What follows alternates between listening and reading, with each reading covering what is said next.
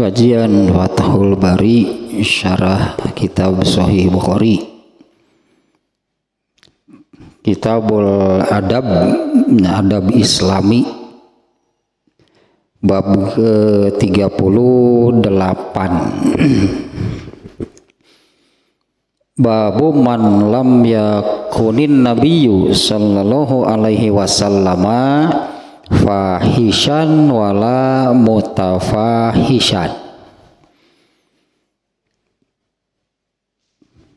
Bab Nabi itu bukanlah seorang yang ini dia nih mulai deh.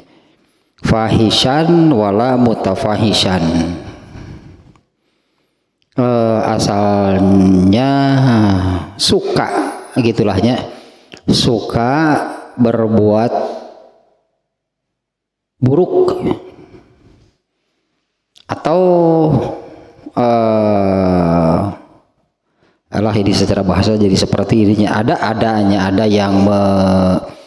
ada yang mengartikan fahishan itu ucapan, kalau wala mutafahishan, kalau mutafahishan itu perbuatan.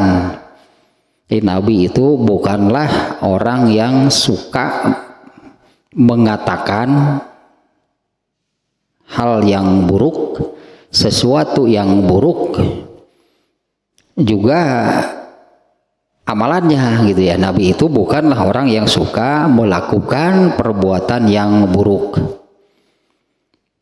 Sementara seperti itulah judulnya gitu ya. Lam yakunin nabiyyu sallallahu alaihi wasallama fahishan wala mutafahishan. Ya, Nabi SAW itu bukanlah orang yang suka berkata dan berbuat yang buruk. Nah, kurang lebih demikian ya. Nanti kita lihat, karena kata ini ya, atau judul ini sebetulnya redaksi hadis ya, yang seperti metode Imam Al-Bukhari dalam membuat atau menyusun kitabnya itu, membuat judulnya itu kadang seperti ini, mengutip dari ayat Quran, mengutip dari redaksi hadis. Nah, ini redaksi hadis sebetulnya yang bunyinya demikian. Lam yakunin nabiyyu sallallahu alaihi wasallam fahishan wala mutafahishan. Nabi itu bukanlah orang yang suka berkata dan berbuat yang buruk. Nah, di dalam bab ini hadisnya ada 4, termasuk ke hadis yang belum lama juga nya, di bab berapa? Bab ke-35. Ini bab ke-38 nya. Nah, hadis yang ada di bab ke-35. Nah, itu dimuat lagi di sini, diulang gitu ya. Diulang lagi hadis tersebut. Nantinya di hadis nomor 2-nya. Di bab ini ada 4 hadis yang dimasukkan oleh Imam Al-Bukhari. Salah satunya yang belum lama juga dimuat oleh Imam Al-Bukhari, yaitu di bab ke-35, yaitu hadis yang menerangkan ini, ada Yahudi yang mengucapkan Assalamualaikum, kemudian Aisyah kan yang marah, Aisyah yang menimpali mereka dengan pedas gitu ya. Oleh Rasulullah kan dimarahi lah, boleh ya, oleh Rasulullah dimarahi Aisyah, itunya mahlan ya Aisyah tuh, jangan demikian Aisyah. Itulah hadis yang itu. Ini arti ke hadis pertama dulu lah gitunya. Kita ke hadis pertama dulu nih dari 4 hadis di bab ini. Nah, hadis yang pertama, An Abdillah ibni Amrin hina qadima ma'a Muawiyata ilal Kufati fazakaro Rasulullahi sallallahu alaihi wasallam faqala yakun fahishan wala mutafahishan. Nah itu redaksi itu tuh yang dijadikan judul oleh Rasulullah SAW ya. Lam yakun fahishan wala mutafahishan. Wa qala Rasulullah sallallahu alaihi wasallam inna min khairikum ahsanukum khuluqa. Nah, itu hadis yang pertama. Kita terjemah dulu nih ya. Dari Abdullah bin Amr atau Ibnu Amr.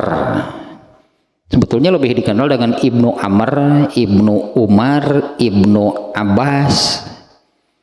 Nah, ini Abdullah, semuanya Abdullah. Abdullah bin Umar lebih dikenal dengan Ibnu Umar.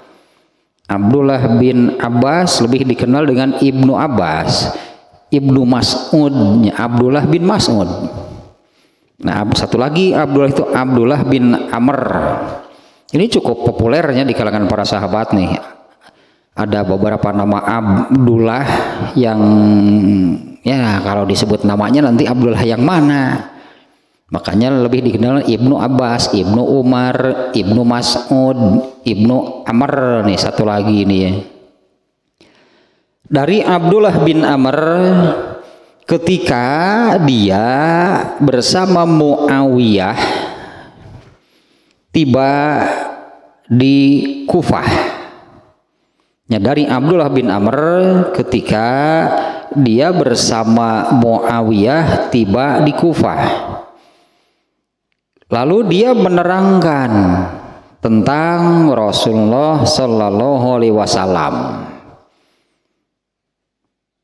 Dia mengatakan, lam yakun fahishan wala mutafahishan.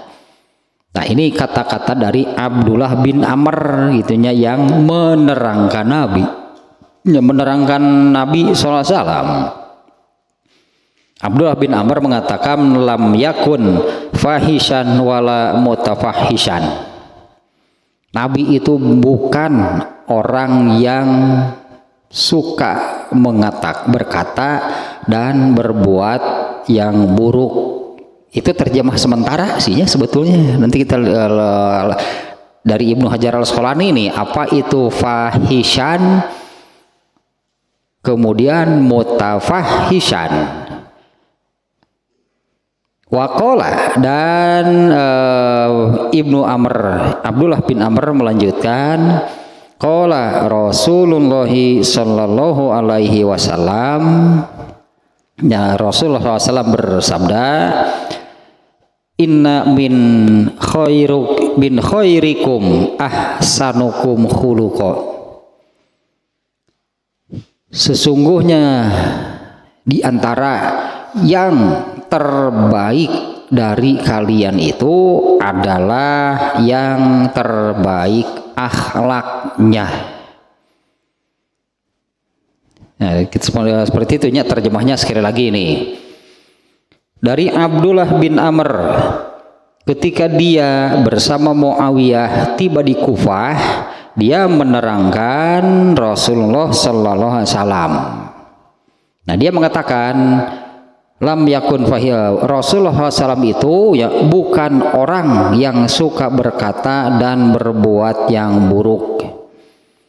Dan Rasulullah SAW kemudian dan juga Rasulullah SAW bersabda, sesungguhnya di antara yang terbaik di antara kalian itu adalah yang terbaik akhlaknya. Ya, atau orang terbaik di antara kalian itu orang yang terbaik akhlaknya. Nah sekarang kita lihat nih ya catatan penjelasan dari Ibnu Hajar Al-Asqalani. Judulnya tadi kan di judulnya pun alah ini mesti diterjemah bagaimana gitunya kata-kata. Ini masalahnya fahishan mutafahishan. Ini kalau dilihat dari segi bahasa ini berasal dari kata yang sama. Kalau fahishan itu isim fa'il dari sulasi mujarrad, namanya kata dasar. Kalau mutafahishan ini kata jadian. Nah, maknanya jadi bagaimana? Nah, sekarang dari segi bahasanya dulu nih biar kelihatan nih ya. Ini penjelasan tentang judul nih. Imam Ibnu Hajar al-Asqalani nih menjelaskan judul, karena di situ ada dua kata, fahishan dan mutafahishan, yang sebetulnya itu dari kata dasar yang sama gitu ya. Apa arti fahishan? Apa arti mutafahishan? Nah, tadinya ada yang membagi gitu. Kalau fahishan itu sesuatu yang buruk berupa ucapan. Kalau mutafahishan sesuatu yang buruknya itu berupa perbuatan. Nah, ada yang menerangkan demikian. Nah, kalaupun diartikan demikian benar itu, Rasulullah SAW itu bukan orang yang suka mengatakan hal yang buruk. Demikian juga Rasulullah SAW bukan orang yang suka melakukan hal yang buruk. Nah, catatan dari Ibnu Hajar al-Asqalani ini, kata fahishan dan mutafahishan kata dasarnya adalah fuhsyun. Fuhsyun itu iya lah bahasa Arab ampun ya. Fuhsyun itu kata huruf-huruf yang menyusunnya kan 3. Fa, kemudian ha kecil, kita suka menyebutnya ha kecil, kemudian shin, sya titik 3, fuhsyun, fahishan.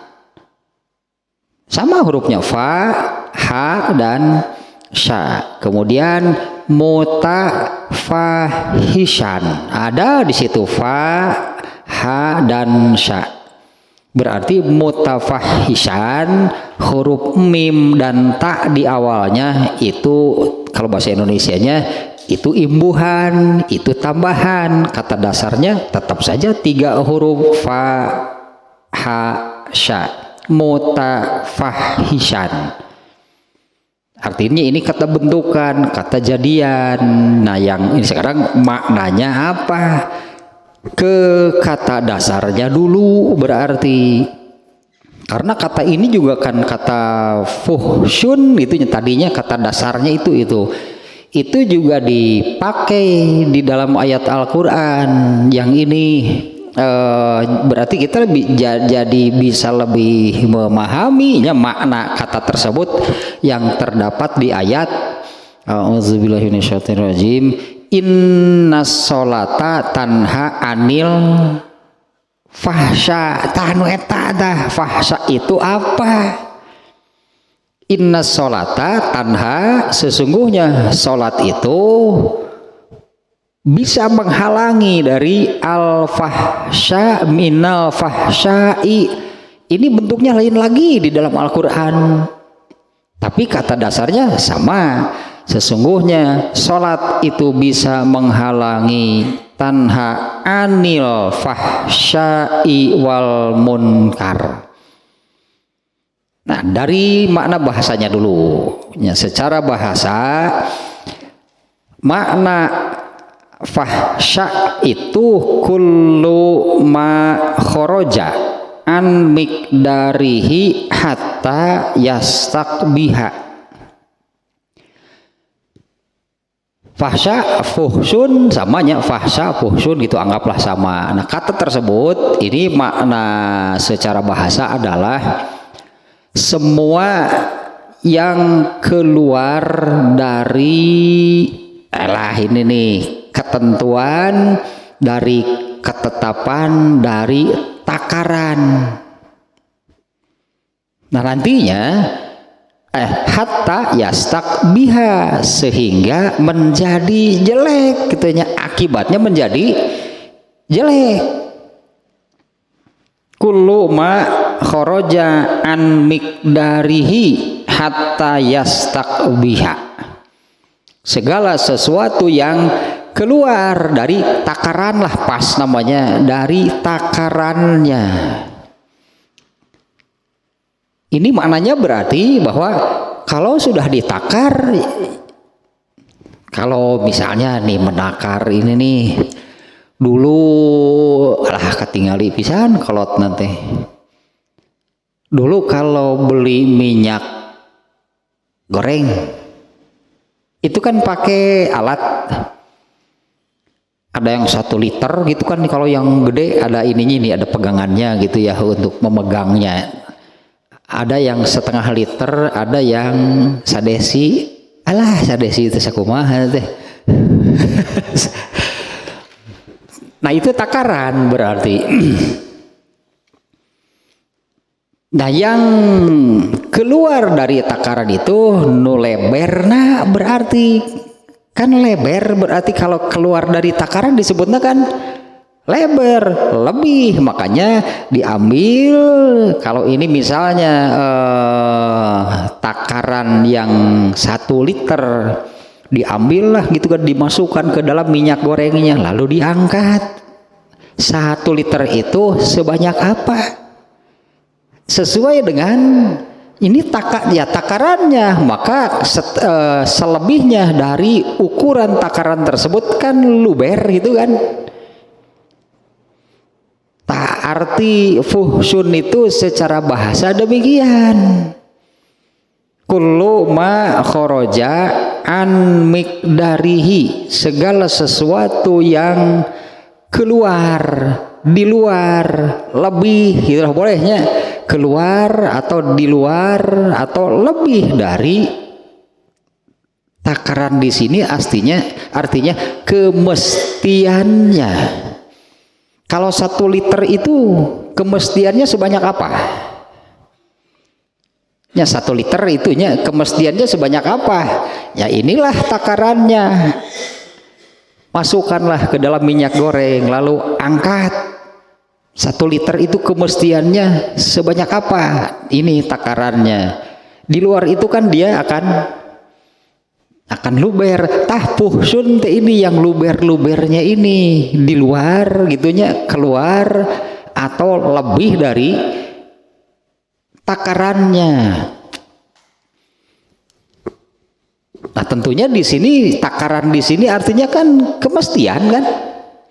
Ya, kemestian, ketetapan, ketentuan, keharusan. Kalau dianalogikan seperti ini, jadi 1 liter itu keharusannya sebanyak apa, sesuai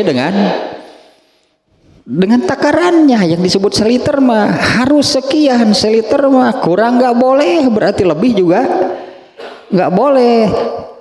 Nah, kalau kata ini fahsya itu adalah yang di luar, karena inilah takarannya. 1 liter itu harus sesuai dengan takarannya. Inilah takaran 1 liter. 1 kilo misalnya, kalau timbangan juga boleh lah. Artinya kan di sini juga takaran kan. Yang namanya 1 kilo sebanyak apa? Kan ada takarannya, 1 kilo itu sebanyak apa? Ya, misalnya kalau kita menimbang dengan di kilo sebutan tehnya, nimbang beas 1 kilo sebanyak apa? Ya sesuai lah dengan, nah ini ukurannya, nah ini takarannya.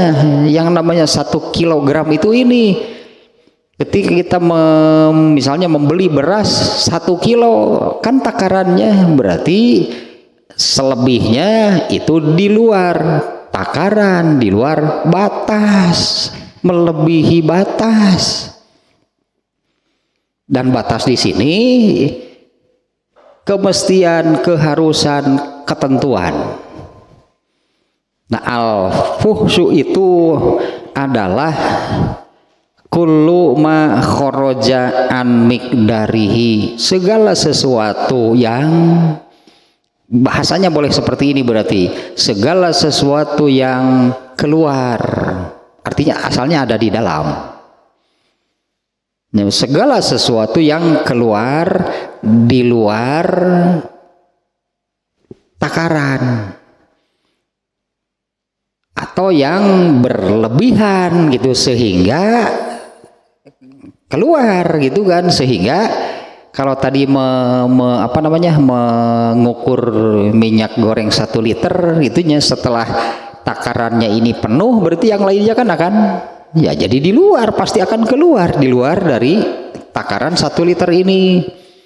Nah, kullu ma kharaja an miqdarihi hatta yastaqbiha, segala sesuatu yang keluar di luar berlebihan dari takarannya hatta yastaqbiha, sehingga nih kalau yang keluar, kalau yang di luar, kalau yang berlebihan dari takarannya itu menjadi jelek, menjadi buruk gitu rahnya. Yang keluar dari takaran itu menjadi buruk, yang di luar takaran itu adalah buruk. Yang berlebihan dari takaran juga itu adalah hal yang buruk. Fil qauli wa yadkhulu fil qauli wal fi'li was sifat. Masuk di dalamnya ini tentang atau apakah berupa ucapan, wal fi'li apakah ucapan, perbuatan atau tabiat, sifat, keluar dari kemestiannya, di luar kemestiannya, berlebihan dari kemestiannya, itu hatta yastaqbiha, sehingga menjadi jelek, sehingga itu merupakan hal yang buruk. Apakah berupa wa yadkhulu fil qauli. Nah, kata ini masuk artinya bisa tentang ucapan, amalan ataupun tabiat, sifat dari manusia. Jadi kata innas sholata tanha anil fahsya. Nah, barangkali kita maknai secara bahasa seperti ini. Sholat itu bisa mencegah seseorang dari berkata, artinya kan berkata di luar ketentuan. Ketentuan soal berkata itu bagaimana ketentuannya nih? Harus jelas, berarti kan ketentuan, ketetapan, aturan berbicara itu di dalam Islam tentunya ya. Seperti apa? Di luar itu berarti fuhsyun, berarti fahsya. Inna sholata tanha anil fahsya, di mana al fahsya ini yang dengan mana yang barusan itu bisa pada ucapan, bisa pada amalan, bisa juga pada tabiat. Misalnya soal berkata yang di luar ketentuan, yang bagaimana? Di luar ukuran, di luar ketentuan, di luar ketetapan Islam tentunya, kan ini kan tolak ukurnya Islam ya.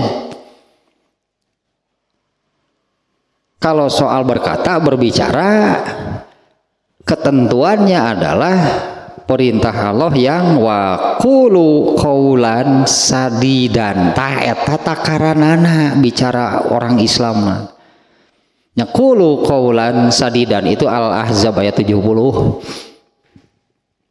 Ya ayyuhallazina amanu ittaqullaha wa qulu qaulan sadidan. Ini aturan, ini ketetapan dari Allah soal berbicara. Bicaralah yang baik dan benar. Kemudian satu lagi ya, hadis tentang berbicara. Oh, yang ini kan hadisnya yang man kana yu'minu billahi wal yaumil akhir, barang siapa benar-benar, itulah kita munculkan kata tersebutnya, barang siapa benar-benar serius, artinya barang siapa serius beriman kepada Allah dan Rasulnya, Man kana yu'minu billahi wal yaumil akhir fakul khairon au liyasmut. Nah ini takaran, keluar dari itu fahsya berarti buruk, jelek. Nah sekarang babnya Rasulullah bukan seorang yang fahisan, itu orang yang fahsya. Artinya Rasulullah tidak pernah keluar dari takarannya, ketentuannya, aturannya. Itulah Rasulullah SAW. Kemudian di ujung hadis nomor 1 kan Abdullah bin Amr mengatakan, orang terbaik di antara kalian adalah orang yang terbaik akhlaknya. Akhlak itu apa? Tah eta akhlak teh Rasulullah itu tidak pernah keluar dari takarannya, bukan seorang fahsya. Rasulullah bukan orang yang fahsya. Artinya kan bisa urusan bisa soal bicaranya, bisa soal perbuatan, bisa tabiat, karakter. Rasulullah itu bukan fahsya. Apalagi apalagi fahsyanya itu kemudian menjadi akhlak. Menjadi akhlak itu artinya menjadi karakter. Mendarah daging akhlak mah. Fahsya nate mendarah daging. Artinya untuk hal keburukannya itu mendarah daging. Mun ngomong goreng wae berarti dah. Ya kalau sudah menjadi akhlak berarti kalau bicara namanya mendarah daging. Gitu we ngomong nate goreng we. Di luar, keluar dan berlebih dari ketentuan kemestiannya. Nah, satunya catatan tentang apa arti kalau di ayat Quran tadi fahsyanya yang digunakannya kata tersebut, innas sholata tanha anil fahsya. Al fahsya itu, nah ini maknanya kullu ma kharaja an miqdarihi hatta yastaqbiha. Segala sesuatu yang keluar dari takarannya, ketentuannya, ketetapannya, aturannya, gitulahnya maknanya, hingga itu adalah buruk. Min qaulin wa yadkhulu fil qauli wal fi'li was sifat. Nah ini bisa gitu tadinya hal ini masuk ke dalam urusan berbicara, bisa kena fahsya.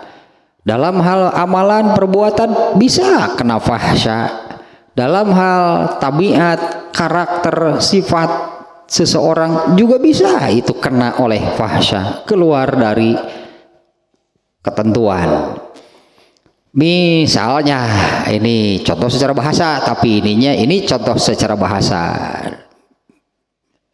Yuqalu fahisutuli iza afroto fitulihi. Apabila seseorang itu misalnya kalau untuk ukuran nih, untuk ini tunggu tinggi badan sih di sini nih ya, atau bukan juga soal tinggi badan sih. Kalau misalnya rata-rata lah itunya, rata-rata di orang Indonesia itu tinggi badannya itu berapa? Paling 165, 160, 170 lah gitunya rata-rata.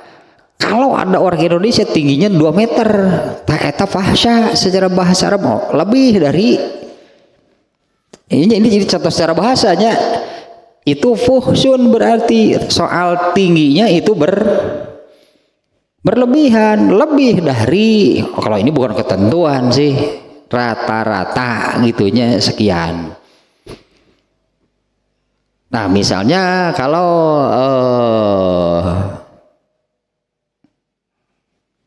naonnya baso alah jadi karena nggak baso ya kan wah ya mah nu ngabaso limaan, ari nu opatan mah kitu we lah rata-rata gitu. Oh ieu manusia urang nih ka beak tah sabotol tah eta berlebihan. Da geus teu kaameuh we apa namanya aroma bakso yang tercium itu adalah aroma cabe tah eta fahsya dalam hal apa namanya sambal. Isi gitu kumaha rasana bakso siga kieu. Karena begitu dicium saja mangkoknya itu ya sudah nggak ada aroma baksonya. Yang ada itu adalah aroma etanya pedas apa namanya cabenya. Eta fahsya berarti dalam hal apa namanya pedas sebenarnya. Itu makna secara bahasa mah. Tetap saja ini jadi di luar, kalau itu bukannya kalau yang tersebut itu bukan ketentuan, kemestian, keharusan, tapi di luar rata-rata meureun eta mah. Rata-rata tingginya 165, 170 nyelengcang aya orang Indonesia tingginya 2 meter. Nah itu berlebihan. Orang Indonesia bukan begitu kan. Itu yang keluar gitu, yang keluar berlebihan dari. Nah kalau untuk hal ini soal beradab sih kan ya. Ini kan judul besarnya Kitabul Adab. Adab Islami itu yang seperti ini berarti. Ya, adab Islami ini kalau berbicara tidak pernah keluar, tidak pernah di luar dari ketentuan, ketetapan, bicara dari Allah berarti kan ketentuannya, yaitu ayat yang tadi kan ketentuan berbicara itu demikian Allah memerintahkan qulu qaulan sadidan. Nanti di hadis kedua kan Aisyah saja ditegur. Yang salah dari Aisyah apanya? Ya, yang salah dari Aisyah apanya? Bukan isi perkataannya, bukan isi perkataannya kan perkataan Aisyah ini nanti di hadis yang keduanya, tapi sikap Aisyah ketika mengatakan hal tersebut. Ucapannya nggak ada yang salah, ucapannya benar. Karena yang ditegur oleh Rasulullah itu bukan isi ucapannya, tapi sikap Aisyah waktu mengatakan demikian kepada orang Yahudi. Tapi ini kan terkait dengan berbicara. Kalau Aisyah saat itu merasa pantas, merasa wajar demikian. Nah itu kan kayak tambah di suka dua nih. Kembali ke sini nih. Kemudian kata lakin istimaluhu fil qauli lakin istimaluhu fil qauli aksaro. Nah kata yang baru dengan makna barusannya, yang makna barusan itu kalau digunakan untuk hal berbicara ini lebih banyak. Kata fahishan, jadi ada dua kan judulnya tadinya. Rasulullah SAW itu bukan orang yang fahishan, satu fahishan, dua mutafahishan. Nah yang tadi pembahasan barusan itu untuk kata fahishan. Jadi pantas tadi kalau ada yang mengatakan fahishan mah berkata yang buruk. Kalau mutafahishan ini melakukan sesuatu yang buruk. Meskipun kata fahishan tadi secara bahasa mah pokoknya segala sesuatu yang di luar, berlebihan dari ketentuan aturan kan, bisa tentang ucapan, bisa tentang perbuatan, bisa juga tentang tabiat atau karakter. Apapun pokoknya yang di luar ketentuan, di luar ketetapan dan aturan. Dan tentu jelasnya yang dimaksud dengan ketetapan, ketentuan dan aturan di sini adalah aturan Islam. Ini kitabul adab kan adabnya adab Islam. Nah seperti inilah gitu kan adabnya Islam. Kalau berbicara tidak, ya ini contohnya Nabi. Nabi itu bukan seorang yang kalau bicara tidak pernah di luar ketentuan, tidak pernah keluar dari ketentuan, tidak pernah berlebihan dari ketentuan, termasuk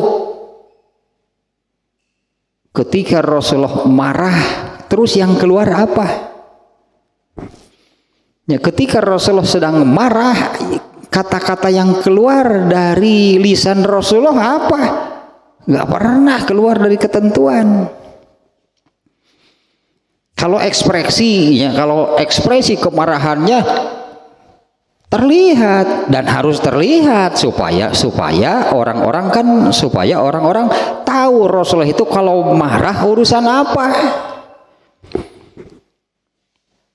Kalau soal marah sihnya Imam Asy-Syafi'i ini mengatakan yang tidak pernah marah itu keledai. Rasulullah suka marah gak? Iya, kan Rasulullah bukan keledai. Tapi Rasulullah itu marah kalau urusan apa. Dan kalau marah seperti apa? Ekspresi kemarahannya. Bahkan ada sahabat yang mengatakan kalau Rasulullah sedang marah, mereka mengatakan jelas itu terlihat kemarahan Rasulullah itu di wajahnya. Ya itu kan air muka gitu kan, atau ekspresi orang yang sedang marah seperti apa, ya, seperti itu juga Rasulullah. Tapi marahnya itu urusan apa, atau apa yang menyebabkan Rasulullah marah. Dan yang kedua, apa yang beliau katakan, apa yang beliau ucapkan ketika sedang marah. Dua nih kita ambil contohnya. Ini Rasulullah marah besar malahannya. Dikatakan marah besar karena ini urusan agama masalahnya. Rasulullah selalu kalau urusan agama Rasulullah merasa bahwa ini hak Allah yang dilecehkan, ini hak Allah yang dilanggar, itu Rasulullah akan marah besar. Tapi kalau untuk urusan pribadinya, Rasulullah kan pernah dilempar waktu di Taif. Rasulullah marah gak? Tidak ada sedikit pun pada Rasulullah marah. Karena saat itu Rasulullah memaklumi mereka bersikap demikian, didakwahi malah itulah hanya membalasnya dengan perlakuan yang buruk. Rasulullah memaklumi karena mereka belum paham. Tapi ketika Rasulullah berdarah, Rasulullah tidak marah, tidak merasa sakit hati karena lukanya itu, artinya itu urusan pribadi. Rasulullah nggak pernah marah. Tapi urusan agama, ketika Rasulullah SAW melihat ada yang wudhu, tumitnya tidak tercuci, Rasulullah akan berteriak kalau melihat yang demikian. Ini urusan agama ini. Rasulullah berteriak, artinya dengan suara yang dengan nada tinggi menekan gitu ya. Dengan nada tinggi, dengan nada menekan. Beliau mengatakan wailun lil aqab minan nar sampai 3 kali. Celakalah karena tumit, yaitu masuk neraka. Meskipun dalam keadaan marah, nah eta Rasulullah itu bukan fahisan, bukan orang yang bukan suka, artinya suka mah terkesan berulang-ulang meskipun tidak sering, itu kan, itu maknanya kan demikiannya. Dah kiai bari makna bahasa mah. Jadi saya khawatir kalau Rasulullah itu bukan orang yang suka mengerjakan hal yang buruk. Nah, maknanya apa sih kalimat demikian? Mending tidak bahasa Arab lah, tidak bahasa Indonesia. Mending asli nah bahasa Arab. Rasulullah itu orang yang tidak pernah berenang lah gitunya Mungkin demikian ya, ini lebih kena mungkinnya kalau di bahasa Indonesia demikian. Rasulullah SAW itu kalau ya susunan asli nama sih gitu menunjukkan makna Rasulullah itu bukan orang yang apa, atau mending dibalikin karena ini jadi lebih terasa nih, Rasulullah SAW itu tidak pernah gitulah mengatakan atau melakukan hal yang buruk. Rasulullah tidak pernah dalam kondisi marah, dalam kondisi sedih. Rasulullah pernah sedih nggak?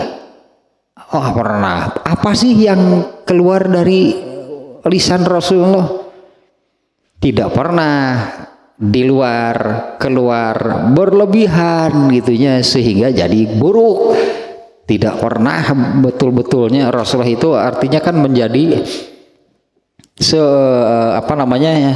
contoh yang sempurna. Benar kalau mau mencari kelemahan, kekurangan, apalagi kesalahan, keburukan Rasulullah nggak akan ada, tidak akan ditemukan. Karena dalam kondisi apapun Rasulullah tetap akan berkata atau berbuat sesuai dengan takarannya, ketentuannya, kemestiannya menurut agama Islam, tidak pernah keluar dari sana.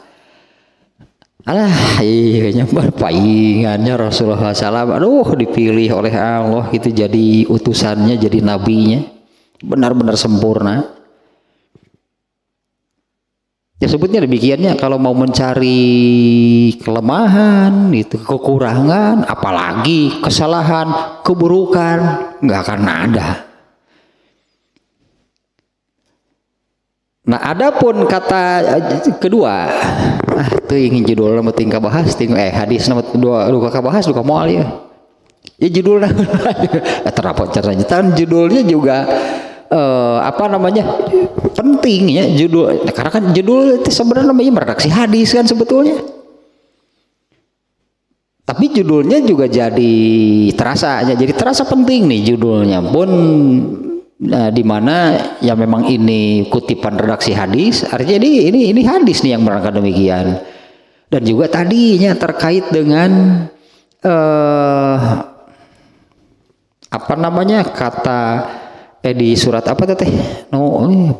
Wae ari nyebut ayat teh innas sholata tanha anil fahsya wal munkar.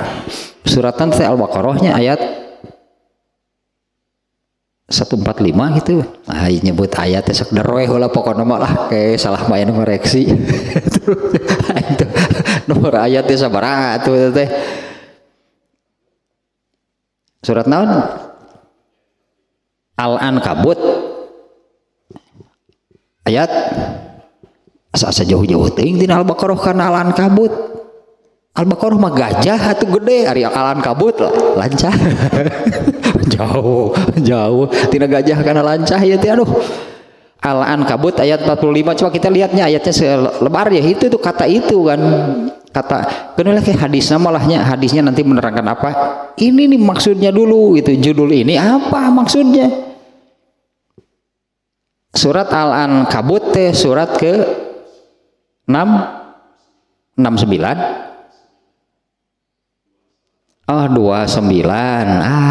teu apa nomor nawa ya, hanya beberapa sih nomor surat nu apa teh. Al-Ankabut ayat 45. Ini penting nih, saya anggap pentingnya ini kata fahsya, soalnya ayatnya kan innas sholata tanha, sholat itu harus demikian, berarti innas sholata itu kan sholat itu bisa menghalangi, mencegah dari apa? Tah fahsya tenuki. Jadi jangan, berartinya jangan ya sholatnya terus dikerjakan, tapi apakah berkata berarti kan fahsya mah bisa perkataan, bisa perbuatan, atau tadi tabiat atau sikap.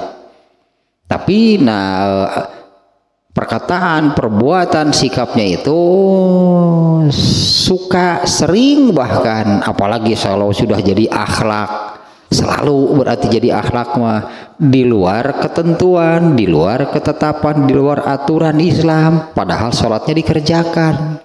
Ini yang salah yang mana? Yang salah apanya kalau begini?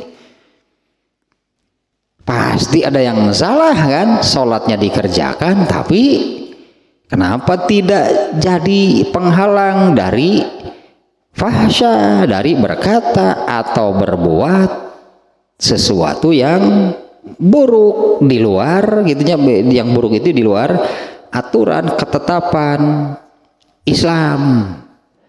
Jing ayatnya ya lah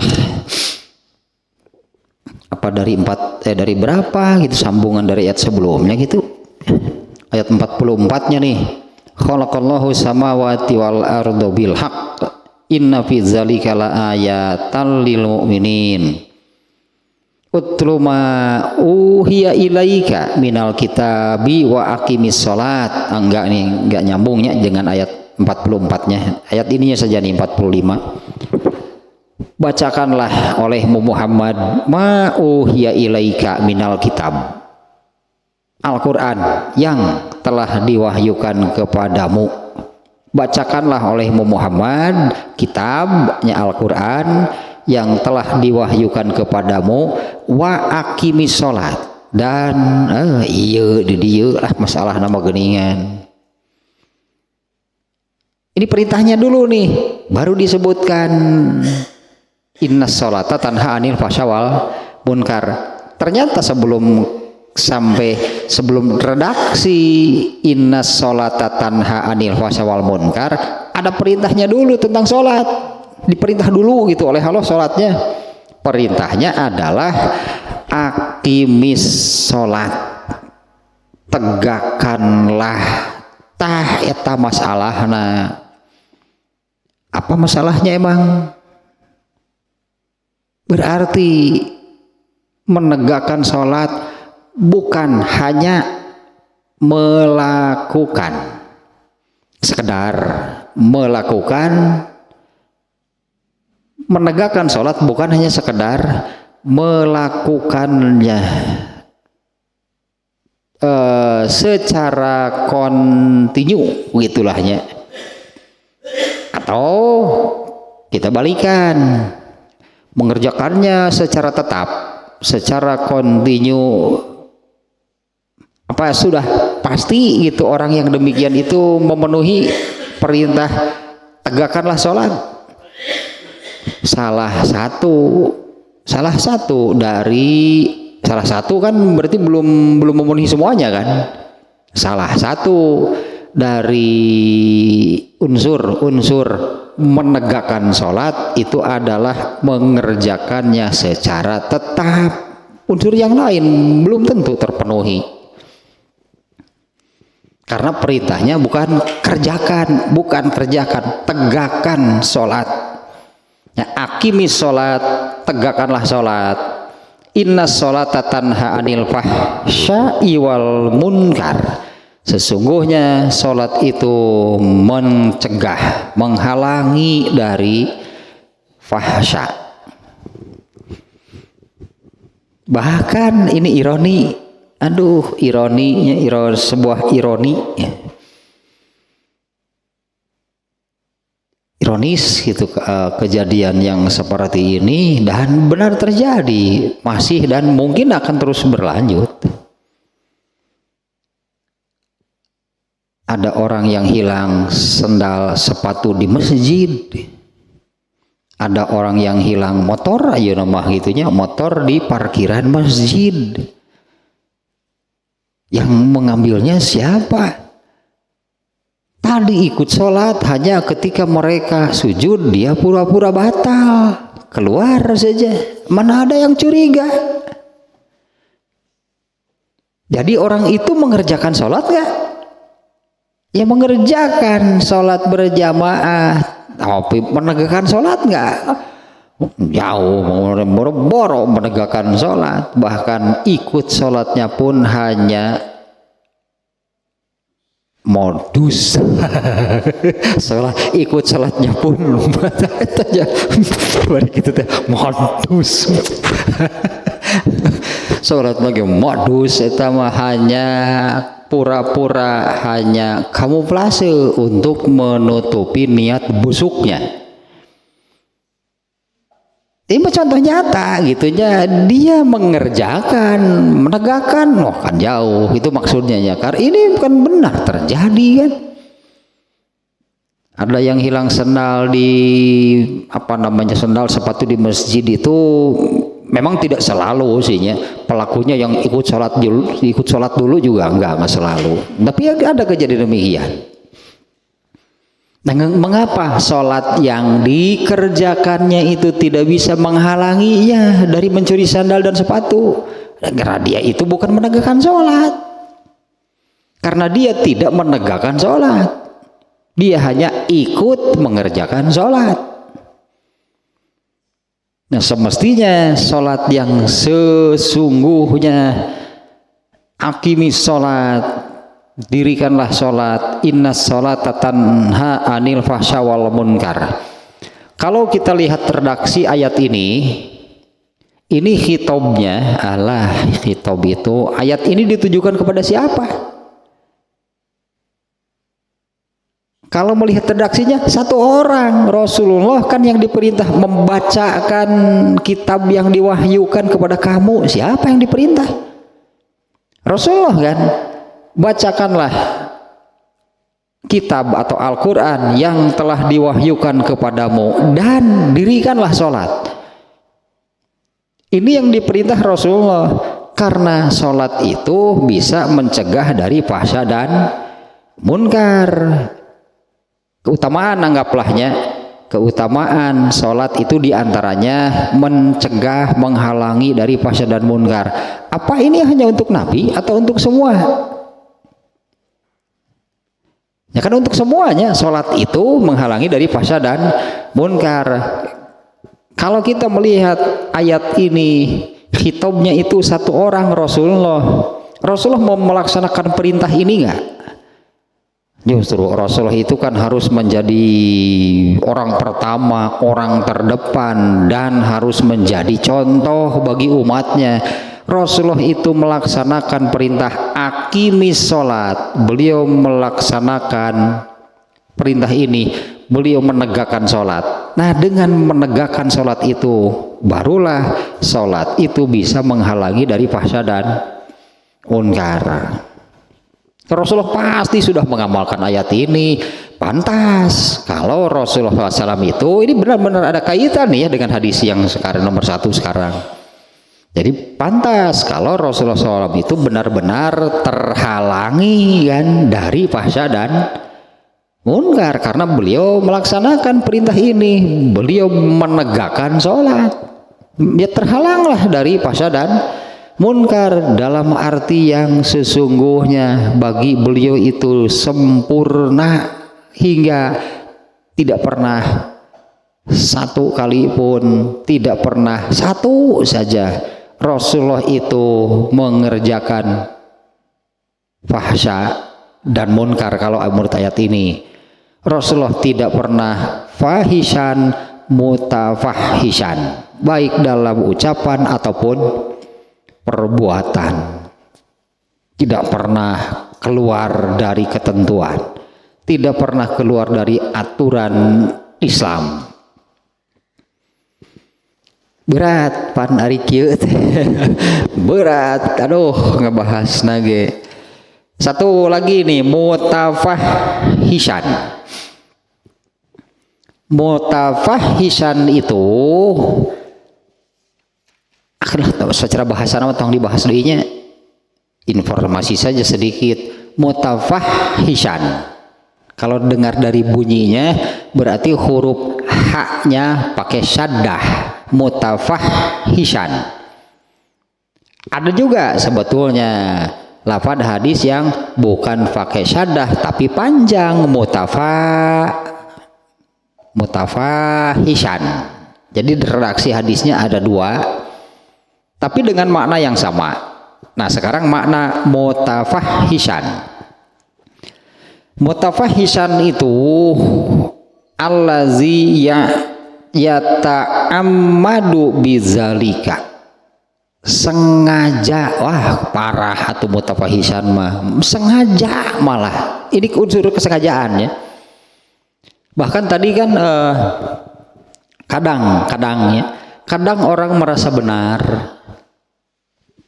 apabila sedang marah, oh ternyata terlontarlah kata-kata yang kasar, kata-kata yang kotor, yang tadi yang keluarnya bukan pada tempatnya, yang keluar merasa wajar, merasa benar, wajar kan saya sedang emosi,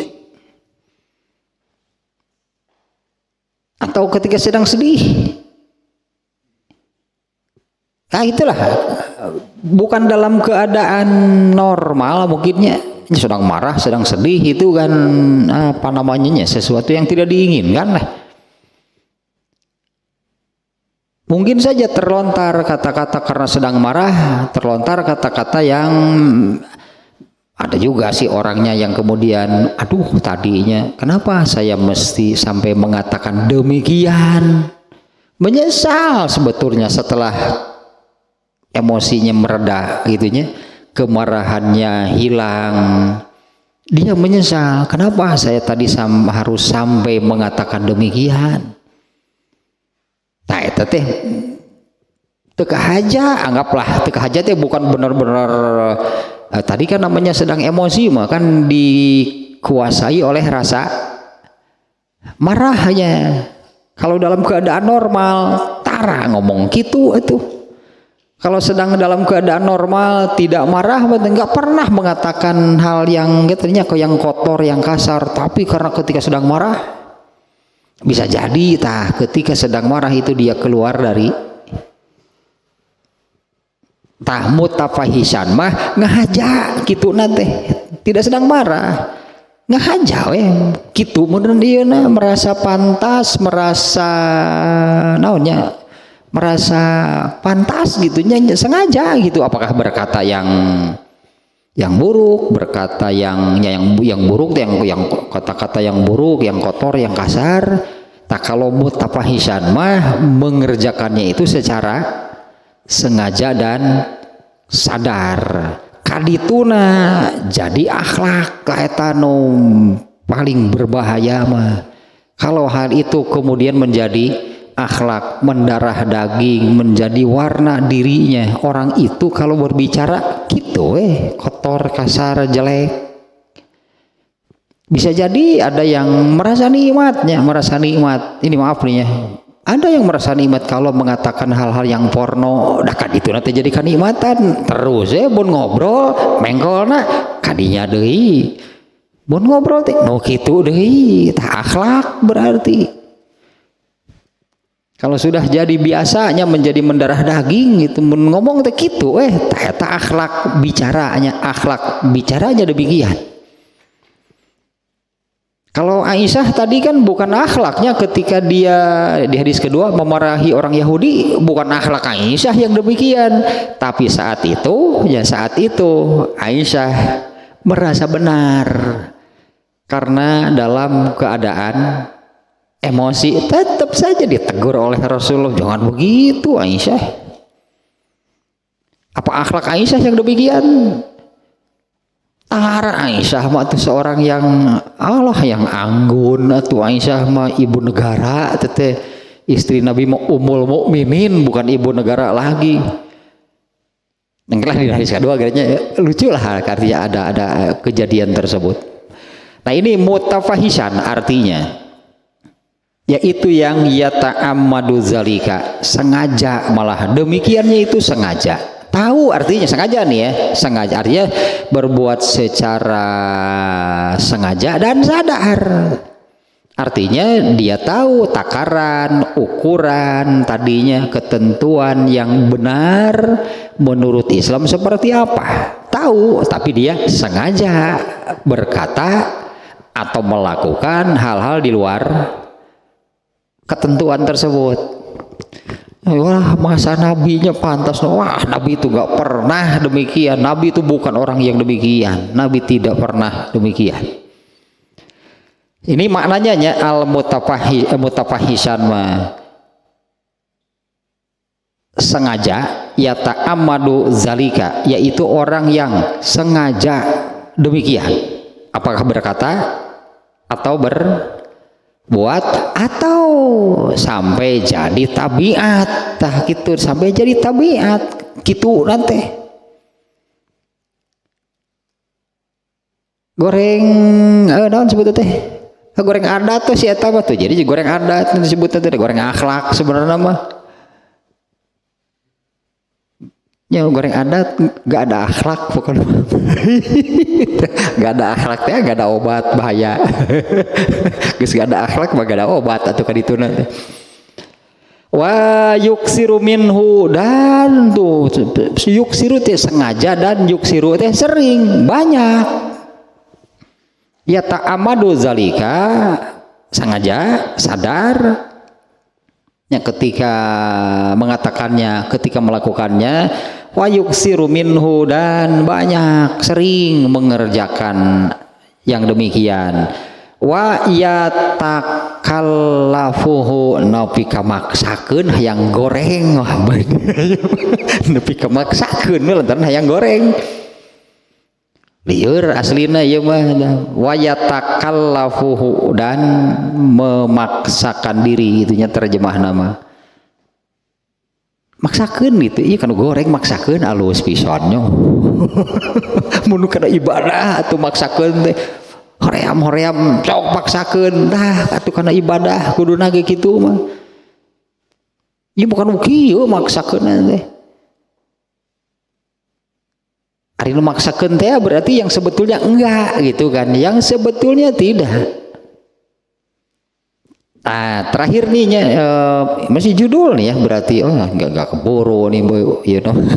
Hadis nama. Nanti hadisnya di sini sebetulnya tentang hadis yang pertama gitunya, yang menerangkan tadi teh siapa? Abdullah bin Amr. Ibnu Amr mengatakan Rasulullah itu bukan seorang fahisan dan mutafahisan. Tidak pernah, apalagi secara sengaja, apalagi memaksakan diri gitu kan, mutafahisan teh. Nah, penjelasan tentang hadis tersebut itu oleh Ibnu Hajar Al-Asqalani di kitab Fathul Bari itu sudah dimuat, sudah dijelaskan pada di mana hadis ini juga sebelumnya, sebelum berdasarkan urutan berarti sebelumnya sudah dibahas, yaitu di dalam Kitabul Manaqib, keutamaan. Di dalamnya, di dalam Kitabul Manaqib itu ada bab sifat-sifat Nabi, hadisnya ada 28. Ya, di dalam sifat-sifat Nabi, sifat itu bukan ini yang menerangkan karakter, menerangkan fisik, pokoknya semua masuk lah ya. Termasuk hadis yang menerangkan fisik Rasulullah SAW, rambutnya seperti apa, perawakannya seperti apa. Di antaranya ya, tentang rambutnya, rambut Rasulullah SAW itu apa namanya ya kalau bahasa kita, karena beliau itu fisik Rasulullah itu serba pertengahan. Kalau untuk tinggi pendek, Rasulullah nggak tinggi untuk ukuran saat itunya, tidak termasuk orang yang tinggi, juga tidak termasuk pendek. Kemudian rambutnya tidak ikal, tidak lurus, pertengahan lah pokoknya. Matanya tidak apa namanya, belotot, belotnya belok, apa sih? Mata Rasulullah itunya tuh belotot, sipit. Itulah Rasulullah. Hidungnya tidak mancung, tidak. Artinya tidak mancung itu tidak terlalu mancung gitu, enggak. Tidak juga pesek. Serba pertengahan, ideal berarti sebetulnya kan. Kan tadi dia tidak ideal, batur 170 pang jangkung mundur 2 meter, itu tidak ideal sebetulnya ukuran sekian. Tapi fisik Rasulullah itu ideal gitunya, untuk serba pas merenang pertengahan. Nah, udah menang milih atau itunya tadi dalam sifat-sifat nabinya di dalam Kitabul Manaqib, hadis itu dimuat. Nah, penjelasannya ada di sana. Jadi sekarang ini yang kita Fathul Bari yang kita baca itu hanya judulnya. Adapun hadisnya Ibnu Hajar al-Asqalani sedikit sekali di sini menerangkan dan mengatakan hadis ini sudah saya terangkan di dalam Kitabul Manaqib. Baru dibawa ya teh sugan tereka baca ayeuna atuh da. Dibawa tah ke hadis suka hiji di dieu tah penjelasannya di dalam Kitabul Manaqib. Babnya sifat-sifat Nabi. Nah di dalam sifat-sifat Nabi itu hadisnya ada 28, termasuk menerangkan fisiknya, termasuk menerangkan karakternya, yang menerangkan itulah hanya ada 28 hadis tentang Nabi. Nah di antaranya hadis ini Rasulullah itu adalah orang yang tidak pernah fahisan, apalagi mutafahisan. Kan mutafahisan mah secara sadar kan, secara sengaja dan sering gitunya seperti itu, dan bahkan tak terkesan memaksakan melakukan demikian. Aya anu gitu teh maksakeun gitu kanu padahal hatinya sadar jangan sampai melakukan, jangan sampai mengatakan demikian, tapi dirinya mendorong, memaksa hingga mengatakan yang buruk, melakukan yang buruk. Nah sehingga di hadis ini ya, oleh Ibnu Amr tadi ditambah dengan sesungguhnya yang terbaik di antara kalian itu adalah yang terbaik akhlaknya. Artinya apa? Kata-kata tersebut itu semacam inilah, semacam teguran keras, atau bukan teguran sih, bagian pencegahan gitunya, tindak ini preventif yang keras. Rasulullah itu sekali saja, sekecil apapun gitunya, nggak pernah mengerjakan sesuatu di luar ketentuan Islam. Nah ditutup dengan Abdullah bin Umar mengatakan Rasulullah SAW itu menyabdakan begini, artinya ini tindakan preventifnya supaya sekali wae ulah, apalagi sampai jadi apalagi sampai nggak ada akhlak gitu. Satu kali saja, jangan berkata, jangan berbuat di luar ketentuan, ketetapan, aturan Islam, apalagi sampai jadi akhlak. Tentu kalau sampai jadi akhlak itu adalah akhlak yang buruk. Dan sementara manusia terbaik itu adalah orang yang terbaik akhlaknya. Nah itu juga ada penjelasan di sini, tapi kan belum dibuka. Kitab ini belum dibuka. Nanti apa sih yang disebut berakhlakul karimah teh? Ya artinya gitunya yang terbaik itu adalah yang manusia terbaik itu adalah yang terbaik akhlaknya. Yang seperti apa? Yang terbaik akhlaknya itu yang seperti apa? Tadinya redaksi hadis, dari redaksi hadisnya diterangkan dulu Rasulullah itu begini. Rasulullah itu tidak pernah sedikit pun sekalipun mengatakan atau melakukan hal-hal di luar ketentuan. Tak eta fahisan, makna arti kata fahisan deh. Di mana hal itu kalau menurut surat Al-Ankabut tadi sholat yang bisa menghalangi orang demikian. Ya sholat itu menghalangi seseorang dari fahsya. Apalagi mutafahisan, komo ngahaja beri mineng, atuh lain ge nabi lo gitu mah. Ya apalagi sengaja dan sering ya, bukan memaksakan diri pun teritunya gitu lah sudah menjadi, apalagi sampai menjadi kebiasaan.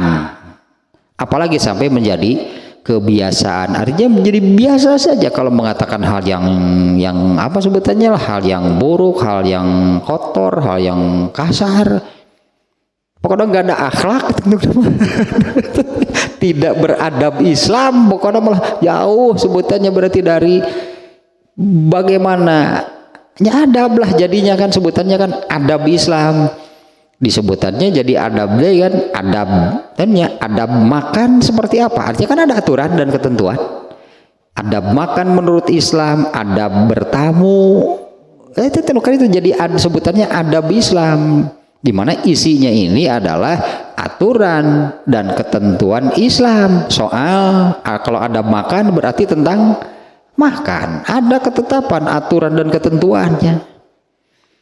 Soal bertamu tadi misalnya kemarin-kemarinnya saya menyebut bertamu itu karena belum lama juga kalau nggak salah.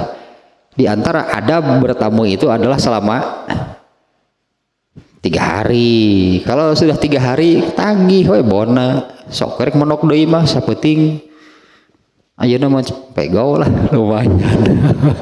3 hari mah free. 3 hari masih bebas disuguhan, boleh tidur lebih dari 3 hari. Mau terus di sini, masih mau tidur di sini, ya 150.000 sepenting pokoknya mah apa sih di hotel ngunah we. Aturan di Islamnya bertamu sampai bermalam itu hanya 3. Itu kan adab begitu kan, adab Islami. Tak iya teh fahisan mutafahisan tuh menerangkan Rasulullah SAW ya, ini apa namanya adab Islam gitu ya, adab Islam. Kalau fahisan mutafahisan itu ini secara keseluruhan berarti baik urusan bicara ataupun berbuat.